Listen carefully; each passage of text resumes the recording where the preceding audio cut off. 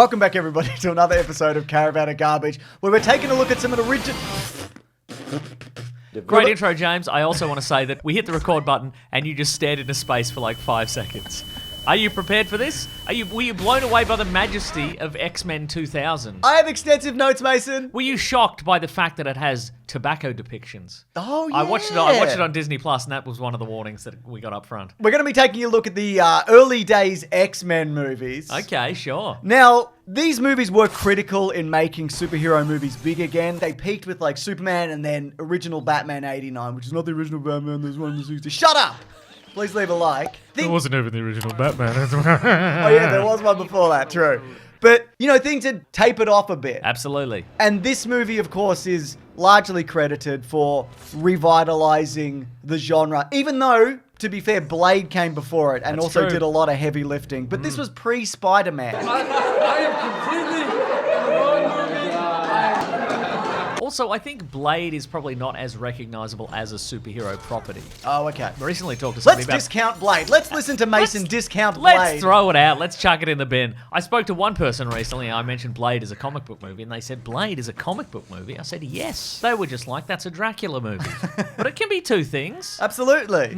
But I would say the X-Men, up until a certain point, it was probably the 80s or the early 90s. The 80s! That they were not as recognizable to the general public. Like, I think comic book fans loved the X-Men. But I think if you went to the general public and said, name an X-Men, they wouldn't really know. But it took the X-Men cartoon series, the X-Men arcade game, and then this, and that really kind of kicked it off. You know You what I are mean? not wrong. And it kicks things off with a very restrained title sequence for the era. I remember it being longer. I mean, I think the other ones are longer. Yeah. Classic superhero movie, flying through the DNA. Yeah. What's interesting about the story of this one is, well, a number of things which we'll get into, but unlike every other X-Men movie, it's not based on a specific comic. Neither of the other ones really. And anyone that's like named after a specific comic, like Days of Future Past or another example, it's really name only, and what characters do we have in the MCU not have? I think you'll find this X-Men movie is based on the classic X-Men comic book storyline, a thumping at the Statue of Liberty. But then, of course, later it was probably turned into one of those fake comic books in Logan, right? Sure, yeah, absolutely, yeah. I really enjoy this still. Me too. There's definitely dated elements, but the action's pretty solid. Kei Kwan served as a uncredited fight choreographer on this. Well, he says that now. And there is video And evidence. there's video footage but of it. anything can be fake now. Yeah. I think it looks great. You know, even things like this did the pin art, which Zack Snyder then stole Whoa. for Man of Steel. This did it before that. Yeah, but they did it for a boring building or whatever. And Man of Steel did it for Russell Crowe's face. Just much more exciting than a building. Absolutely. There's a lot of really good practical stuff here that works. Like Wolverine's claws popping out for the first time was out of a prosthetic hand, and seeing that was incredible. There's a water guy who turns to water, and that's an incredible transitional effect.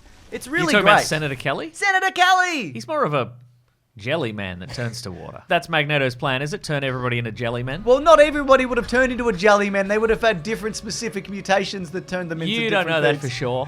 No, I What we don't. need is a what if. We need a what if of this movie. Yep. You refilm it exactly as it was. Then the blast hits them, the mutant blast hits them, and we see what they turn into. Jelly men, trifle men. Yep. Biscotti men. I think also this movie does a really good job of taking the concept and the ideas and the characters seriously. At a point, too seriously. I think people could safely make that argument. But also, Okay. and I think the reason this one works is the same reason that maybe like Iron Man 2008 and the Avengers kind of works. Because you have a cool guy, in the case of the Avengers, it's Iron Man, going, who's this stupid idiot in his stupid cape? You look stupid. And then the audience go, this is a bit stupid. And then they sort of get on board. They go, the movie acknowledges this is silly, then we all move on. But this has Wolverine going, what's this stupid house with stupid idiots in it walking through stupid walls like dumbasses? You're a dumbass and you're a dumbass. And you're in a wheelchair, dumbass.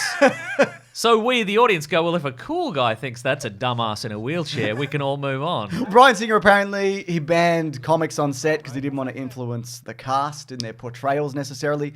Though Hugh Jackman did specifically look at Wolverine from the 90s cartoon just to kind of get an idea of who is this character. I feel like also it's really easy to botch an opening which is set in a Nazi concentration camp, but this does handle that really well. There's a great establishment of a school, and I guess this is a good time to point out that Bryan Singer has always been a fan of secret activities within a school. Let's talk about it, Mason!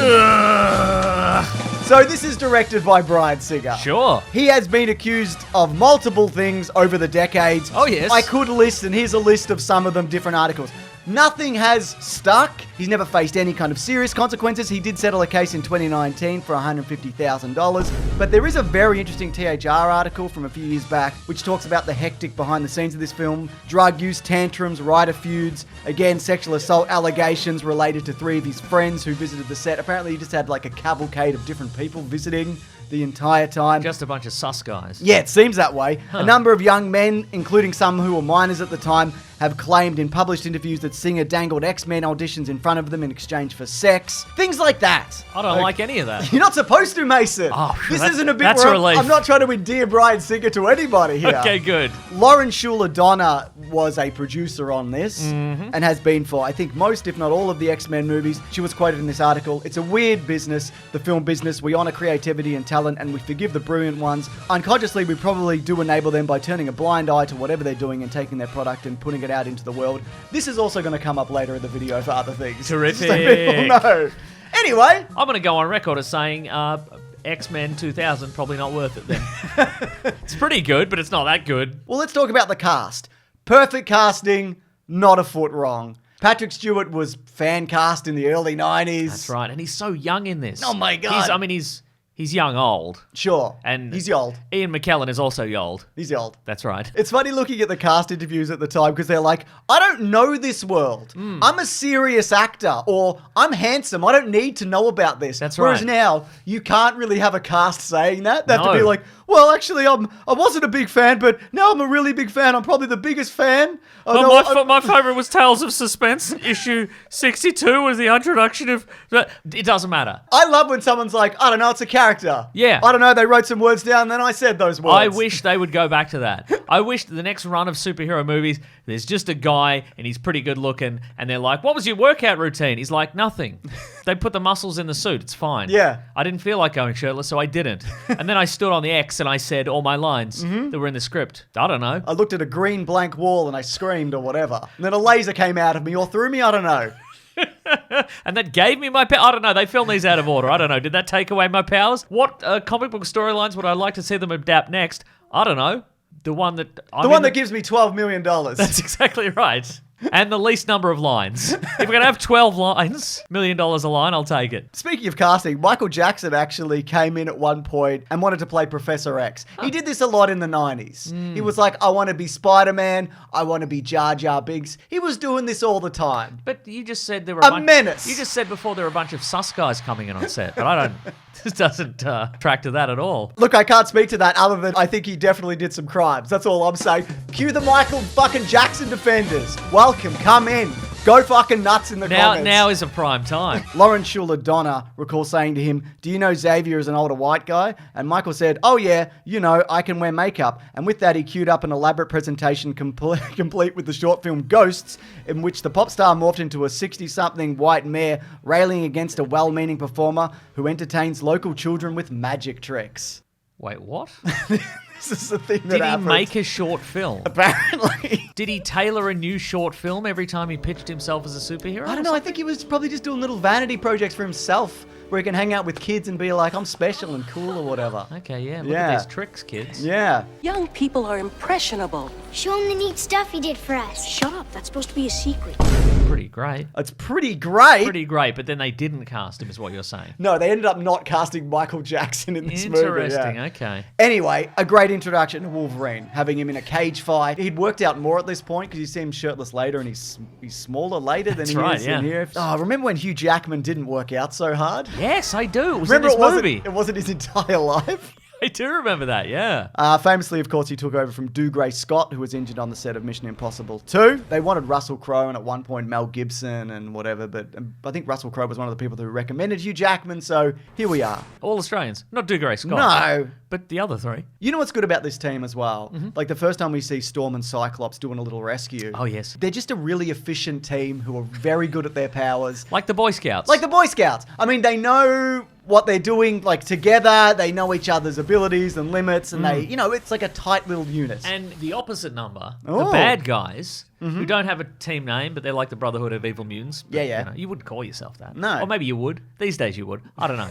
What I like about the bad guys is that they are also very good at what they do. Toad especially. Yes. Because again... He's just Toad. He's just a guy who can jump and stick to walls, and he's got a disgusting long tongue, and he can shoot out a lot of phlegm. Yeah. But he's had those all his life, and he's like, well, I'm good with those. And I know karate. So he can fight against someone who... can control the weather or shoot lasers out of their eyes. Yeah. Or I know Cyclops doesn't shoot lasers out of his eyes, but I'm saying he could fight a guy who shoots lasers out of his eyes. He doesn't in this movie. He doesn't in this movie. He fights a guy who shoots a concussive beam of force from the punch dimension or whatever. But I'm saying he could fight a guy that shoots lasers out of his eyes. Let's talk about Cyclops. Classically underused character in these movies. Agreed. Looking real good, by the way. Turtlenecks, cardigans, high-waisted pants, Oakleys. Sure, not the Oakleys, but the rest of it. That's an outfit from now. Whereas if you look at what Wolverine's wearing, like one of those stripy leather jackets, and then a denim jacket, and then like a cowboy shirt, then a ratty old t-shirt and dog tags. What did we talk about recently where somebody had too many layers on? Tom Cruise? It was Tom Cruise in War of the Worlds. It's the same jacket. It's that style of jacket. Absolutely. That was the era, man. Yeah. Yeah. Also, you have to buy a bunch of weird different sizes. You're buying a medium denim jacket, but then a large leather jacket to put on top. It's ridiculous. I completely agree. You buy to do that outfit, and then you can't wear the pieces with anything else. You really can't, you man. idiots. What are you going to be swimming around with just a t-shirt and that leather jacket? What are you talking about, Hugh Jackman? You dumbass. You're the dumbass. You stupid idiot. You should go to the Xavier School for learning how to coordinate, you dumbass. Oakley apparently gave Marsden a lifetime supply of sunglasses, which is, I guess, okay. If you want that model of sunglasses? I hope so. I hope so too. You get sent a new one every week because they know he stamps on them when they get delivered. Anyway, the bad guy, Magnet. Yes. Mm-hmm. Incredible work by Ian McKellen. Mm-hmm. I love the little touches that you see him do. Like he's doing a little click-clack machine in his office, whatever they're called. An executive desk toy, yes. Thank you. There's a moment where he's building a bridge on the fly. It's just forming under his feet. That's so good, man. I mean, and for Xavier's attempting to build bridges, but they're metaphorical. Boring. Excuse me? Yeah, exactly. I'm glad they cut all that out, or most of it. I want to see a man build a literal bridge. And then in the third movie, lift a literal bridge and be like, I always like building bridges like Professor Xavier or whatever. Nice. Remember that line? Yeah. That's subtlety. And that's movie making. You don't always pick up those things the first time you watch them. That's Chekhov's bridge. You have him build a bridge in the first movie. Yep. Then tension for the second one. Where's the bridge? Then he moves the bridge in the third one. Oh, there's the bridge. There's the bridge. Yeah. We call it Magnet's Bridge. Shout out to the minor mutants in this who got recast. Pyro, Miss Run Through Walls. Jubilee. Jubilee. Who never really got a... No, they did a prequel one where she was in it right. and they go to the mall or whatever. Oh, yeah. Iceman, or brackets boy, in this. How's he turning a ball of fire into ice? What's the deal with that? I don't know, molecules? Yeah. All right. You know what I found shocking about the Iceman character? Go on.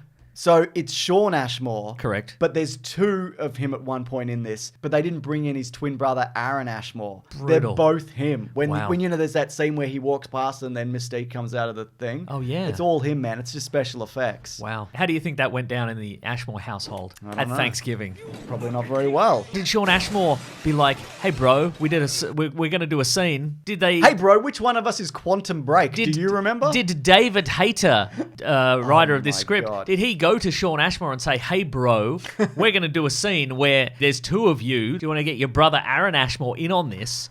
And Shawn Ashmore was like, nah, he's busy. But he was lying. He's busy doing Quantum Break, unless that's also me. He's still tired from Animorphs, but that also might have been me. I think we were both in that, maybe, because there's a lot of morphing in that, you know? Wait, which one am I? David Hayter, help me. You take on multiple personas as this guy and also Solid Snake sometimes. Sometimes Kiefer Sutherland will do it. Sometimes that's true. Who am I? Rebecca Romijn, I feel, kills it in this movie despite what was probably the worst time of her entire life. So the Mystique costume consisted of 110 custom designed prostheses, which cover 60% of her body and took 9 hours to apply. She also said, I had no contact with the rest of the cast. It was like I was making a different movie from everyone else. It was hell. Also, fun story. Yes. Fun story, Bryan Singer alert time. here we go. On set, apparently his drug use at the time was problematic. Interesting. Among other things he was doing, leading to late arrivals, mood swings, and explosive tantrums. Some of the characters, like Romaine's Mystique, required hours of body paint before filming, as mentioned, and on a whim, Singer would decide not to use her in a scene. Marvel chief Kevin Feige, Oh, yes. then a young executive working for Shula Donna, was dispatched to ensure that someone was keeping Singer in line. Interesting. Early days, Kevin Feige coming in hot with ideas. Apparently he was How the about one... don't be crook? Thanks for your input, Kevin, but I'd rather still be crook. I'm going to be actually. crook for decades. Yeah, that's right. If you wouldn't mind, get back to me when you're the head of Marvel Entertainment, Kevin Feige. If that's even possible for you. I do think it's interesting that Kevin Feige worked on this and then oversaw 30 plus Marvel movies and TV shows, and never has Bryan Singer been involved in any of them. That's very He was interesting. doing X-Men movies after this. Yes. But that says something. Anyway, there's an evil plan. Magnet's got an evil plan. It's sort of Oh, involved... I thought you meant in real life. Bryan Singer's evil He plan. does have an evil plan. He has Yeah. executed many evil plans. Yes. So Magnet has a plan, and it involves a big magnet, and the magnet does a big mutation. It's It'll a turn mutation you into a water magnet. guy or another dessert or whatever we talked about. Yeah. A custard. It might turn you into a custard. My goodness. How does it mutate people using magnets? I don't know. It spins Yeah. really fast. Absolutely. It's bad guy technology. Bad guy It can do technology. anything. It's fine. Yeah, they turned Senator Kelly into a Gumby guy and then a water guy, as we discussed. But of course, there's one person who could definitely stop him at every turn, if you could get Magneto's helmet off. But of course, Professor X, something has to happen to him every movie, isn't it? What do we call it? He has to get Professor X'd. Which is when you take the most powerful character, Yep. which almost inevitably is Professor X, and you take him out of the equation. In this case, with a big sort of brown soup you put inside Cerebro, Yep. and it destroys his brain for a bit. What was that? I don't know, brown soup. But is it like, is it psychic soup? Yeah, it's a Because psychic like soup. it didn't get injected into him. No, I don't know. Maybe it was just like crook pornos or whatever being maybe. reflected into his mind. Maybe they just extracted it from Bryan Singer's brain while he was asleep, and then they put it into the machine. Oh. And then Put the real Patrick Stewart into a coma. he saw it, and he went, oh. Anyway, I watched this with my son. Oh, yes, what did he think? Because I'm like, there's a new freaking Doomsday movie coming up or whatever. You're going to know some of these guys. Now, and you said to him, you got to keep your grades up, otherwise we're going to send you to this school where all sorts of crazy stuff happens. Yeah. Wait for X-Men 2. If you play up, that's going to happen. I'm going to send you to the school where there's some sort of Special Forces mutant Brian massacre. Cox is coming. That's right. He's going to scream at you. That's right. Is that what you want? Yeah. Whatever your acting method is, he doesn't like it, and he's going to scream at you. He was like, yeah, I liked it, but he was like, it was weird. It was a little off, which I think is like probably the era of filmmaking more than anything else. Right, yeah, So I think it's okay. a pretty tight movie all in all. Is that because modern superhero movies, of which he's seen more, Yeah. although not in order, because you're not showing him the MCU in order for He's some on his reason? own now. You've- He's doing his own thing. He's jazzing his way through the MCU. I think you should go to Xavier's school for showing your child how to watch the MCU movies in the correct order. Because currently you're getting an F. Good. I want that. Good. But I was going to say, because he's seen more modern day Mm. comic book movies, is he like, well, this doesn't seem as authentic to the comic books, maybe? Or does that even Yeah, factor into his potentially. mind? Because, of course, one of the criticisms of this movie is, it's the X-Men on the big screen, but it's not, they're not in the classic X-Men costumes. Yeah. I think he didn't really understand the plan. He's like, what is this? Why are they mutating? Because then everybody... They're how does going to this turn work? everybody into a blancmange. Son? He also spotted Stan Lee in this, which I'd never noticed before. Is he in the Cerebro sequence? No, he's on Where the is he? beach. Oh, he might be in the Cerebro thing as well. No, he's not, I checked. He's definitely on the beach. Okay. He also had some questions about Cyclops. He said, how does Cyclops sleep? So we looked it up. He sometimes wears a ruby quartz eye mask. Sure. He then said, how does he take a shower? So we looked it up, and people have speculated that he either closes his eyes or wears goggles. And he liked how mean Wolverine was to Cyclops. He's like, love this. Love this. This mirrors my interaction with everybody I know at school. Bullying. Thanks for teaching me that, Dad, in your class on how to bully kids. You're welcome. Also, sometimes he has ruby quartz contact lenses. That's true also, yeah. Anyway, Toad gets struck by lightning. Correct. This has always been considered by too many people to be one of the worst line deliveries and lines in cinematic history. Hmm. Do you know what happens to a toad when it's struck by lightning? The same thing that happens to everything else. There's a bit of background to this. First of all, I just don't think it's that bad. I think Halle Berry's overall performance in this has been mangled and a lot of stuff has been cut out and her accent is kind of all over the shop, but I think a lot of it is also ADR'd, and also like a lot of characters in these movies, she's underused. It's Halle Berry, at like a pivotal moment in her career. Also, based on what you've said, it seems like Bryan Singer was probably coming on set and going like, do an American accent, not a British accent, African, I don't know, do whatever. Just African. Wrong. Wrong. Yeah. Now I'll have to do my stuff. Yeah. But yeah, so the line was in the script, but it's left over from Joss Whedon's work on this. Only 2 lines from his version. Oh, another cool dude. Yeah, all right. Not as bad. Not as bad, no. It's Crook Bloke City in this one, isn't it? Yeah. But 2 lines from his script survived that one, and also the "You're a dick" line that comes later. Right. It's supposed to be also said offhand. It's not supposed to be like such a dramatic thing. But Toad had a lot of lines in the lead up where it'd be like, "What does a toad do when he does this?" or whatever. And What does a toad have for breakfast? Yeah. Toad sandwiches. What? Sandwiches for breakfast? What are you talking about? With toads in them? No, the toad eats it's because it's been made by a toad. You understand why they cut it out. Oh, yeah. Yeah. So it would make more sense then when Yeah. when Halle Berry says the line, it's like she's taken the power back from him. Exactly, yeah. Also, she and Cyclops were going to have their backstories filmed. They were scripted and storyboarded, but they were never shot. I think they factor into later movies. They do them in prequel movies. Cyclops is a garage door. Whacks him in the head. Oh, really? Yeah, that's how that happens. Okay. Actually, it's a car crash, but there's already a bunch of car crashes in this movie already, so it's like his power, he's supposed to be able to control his power. Yeah. Like switching Like- on and off. like his without- brother. Like his brothers. Oh! Yeah. One of the Summers brothers is in First Class, right? Yeah, Havoc. yeah. Yeah. Mhm. And his dad's a space pirate. He's called Corsair. Correct. Don't worry about it. Which part of Mystique did Wolverine cut off? Oh, because he chopped off when she was using her fake Wolverine claws. Yeah. That was Just some one of her bits. I Yeah. don't know how that works. That was one of the questions my son had. He was like, wait, does she have his powers? And I'm like, just hang on a minute. Just wait a second. Yeah. And then he's like, oh, Just no. wait a minute. Anyway, they all run around the Statue of Liberty and Sabretooth and whatever. Sure do. You know. Yeah, I know. Rogue and absorbing and magnets and whatever. Sure, absolutely. Then they all work together as a team. X-Jet. X-Jet, the Jean Blackbird. Grey. Jean Grey's in this. We Yes. haven't mentioned that, but she is. Yes, that's right. Apparently, 28 drafts of the screenplay were written by several different writers, including Christopher McQuarrie. Oh, Mr. Christopher McQuarrie. Yeah. From the Mission Impossible franchise. That's right, yeah. Wow. From that article I mentioned earlier, apparently Brian would bring people to story meetings who weren't involved in the movie. Young guys, a different person every time. As you mentioned, David Hayter, voice of Solid Snake sometimes, most of the time, he received sole credit. But he was actually Singer's assistant and was answering phones on the production at the time, and he was receiving $500 a week. But he still wrote the script. Well, here's the thing. So, apparently Ed Solomon and Christopher McQuarrie... Ed Solomon, he's from the Men in Black franchise. He is, yes. They wrote most of it, but they don't have their name on it. So Peter Rice, who was a 20th Century Fox executive, called David Hayter into his office and said, listen, we're going to give you $35,000 and that's all you're ever going to get. Be happy with that. So I don't know whether we got any back-end stuff with that, but yeah, a bunch of people worked on this. Only one credit. Only one credit. Interesting. Yeah. Anyways, it's time for Trivia Men. Well, This is trivia for men. But if you're not a man, you can listen. You can take this on board. can't share it with your friends. No! That's right. These are secrets just for men. Shortly after accepting the role of Magnet, Sir Ian McKellen was offered the role of Gandalf in Lord of the Rings. He had to decline that, though, but then he spoke to Bryan Singer about his interest in making Lord of the Rings, so Singer agreed to rearrange the movie's shooting schedule so that he could he could do that as well. Which I guess that's the one good thing that Bryan Singer did while making this movie. Correct. Here's some names for other people considered for things. Oh, yes. Angela Bassett was considered for Storm. Makes sense. Natalie Portman turned down Rogue. These people thus far have all but become part of the MCU. It's true. Ben Affleck was considered for Cyclops. Oh, yes, but he's the Daredevil later. He's the Daredevil, yeah. And he was Paycheck.